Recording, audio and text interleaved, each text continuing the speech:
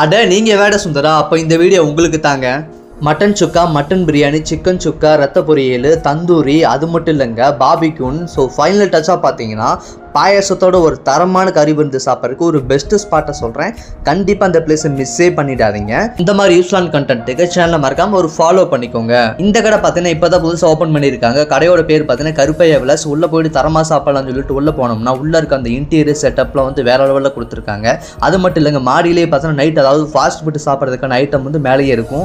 அது மட்டும் இல்லைங்க, கடைக்கு முன்னாடியே கீழே வந்து என்ன போட்டிருக்காங்கன்னா பாபிக்யூன்னு தந்தூரி முதல் கொண்டு ரெடி பண்ணி கொடுத்துட்ருக்காங்க. ஸோ நம்ம போயிட்டு என்ன ஆர்டர் போட்டிருக்கோம் பார்த்தீங்கன்னா மட்டன் பிரியாணிங்க, சிக்கன் சுக்கா, மட்டன் சுக்கா, ரத்த பொரியல் முதல் ஆர்டர் போட்டிருக்கோம். ஸோ தயவுசெய்து யாரும் கண்ணு வச்சுருந்தீங்க, நான் சாப்பிடல. ஸோ ஃபஸ்ட் அந்த பிரியாணி எடுத்து சாப்பிடலாம்னு எடுத்து வாயில் வச்சோம்.